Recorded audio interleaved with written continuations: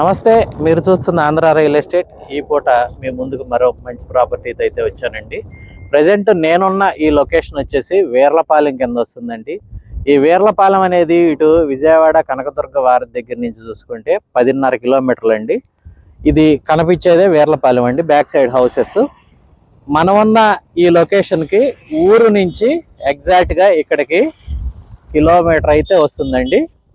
అంటే మీకు మణిపాల్ టు రేపల్లి వెళ్ళే రోడ్డుకి 10.5, ఇక్కడి నుంచి ఊరు నుంచి ఇక్కడికి 1.5, మొత్తం 12 కిలోమీటర్ల డిస్టెన్స్లో అయితే విజయవాడ కనకదుర్గ వారి దగ్గర నుంచి మనం ఉన్నాం. అదేవిధంగా మనకి ఈ రోడ్డు వచ్చేసి వీర్లపాలెం టు రవీంద్రపాడు వెళ్ళే తార్ రోడ్డు అండి, 40 అడుగుల రోడ్డు ఇది. ఇక మనం చూడబోయే ప్రాపర్టీ వచ్చేసి నా వెనక ఉన్నటువంటి ఈ మెట్ట మాగాణి పొలం అండి. అంటే ఇటు మాగాణి పొలం కాదు, ఇటు మెట్ట పొలం కాదండి. హైట్గా ఉంటుంది, వాటర్ ఎక్కువ నిలబడదు, దాన్ని మెట్ట మాగాణి అంటారండి.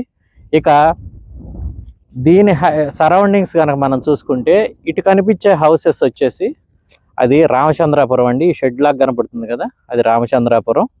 ఇది వచ్చేసి మనకి వీర్లపాలెం అండి.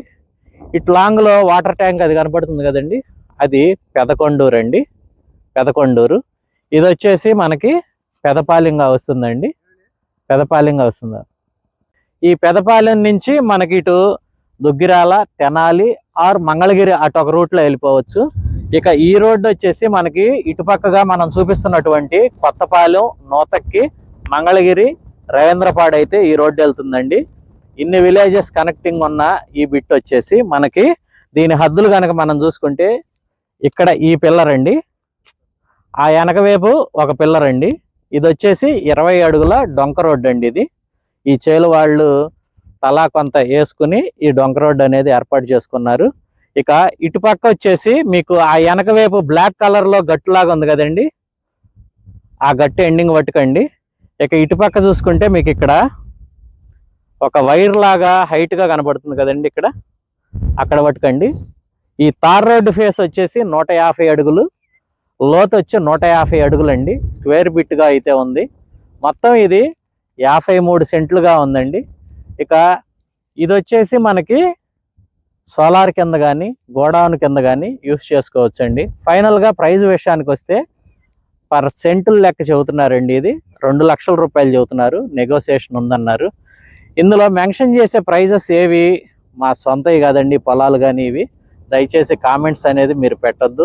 ఒకవేళ పెట్టదలుచుకుంటే మీరు వచ్చి ఈ ఊరుల్లో లోకల్గా ఉన్న వాళ్ళ ఫోన్ నెంబర్స్ మీకు కొంతమంది కావాలంటే నేను ప్రొవైడ్ చేస్తాను.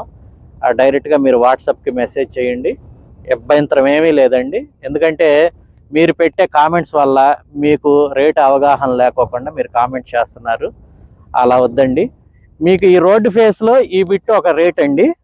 మీకు ఇక్కడి నుంచి ఆ 4వ చైన్ వచ్చేసి మీకు కావాలి అంటే 90 లక్షలు అండి ఎకరం, అది కూడా అవైలబుల్లో ఉంది. కాకపోతే వెనక మనకి వెళ్ళటానికి దారి అనేది ఉండదండి, పొలం గట్ల మీదగానే వెళ్ళాలి. రీజన్ ఏంటంటే రోడ్డు ఫేసింగ్కి డిమాండ్. వెనక ఉన్న దానికి ఈ ఎదర పంట వాళ్ళు ఏ పంట అయితే వేస్తారో వెనకాల వాళ్ళు కూడా అదే పంట అనేది వెయ్యాలండి. వేరే పంట వేసుకుని లోపలికి వెళ్ళటానికి అవకాశం ఉండదు, ఎందుకంటే దారి లేదు కాబట్టి. అందుకని దారి లేని పొలాలు రేటు తక్కువగా ఉంటాయి, రోడ్డు ఫేసింగ్ పొలాలు రేటు ఎక్కువ ఉంటాయి. ఇది మీరు గమనించగలరు. ఇది గమనించి మీరు అప్పటికే ఇంకా కామెంట్ ఏదన్నా చేయాలి అనుకుంటే డైరెక్ట్గా వాట్సాప్కి మెసేజ్ చేయండి. ఈ ఏరియా లోకల్ వాళ్ళ నెంబర్లు ఇస్తాను.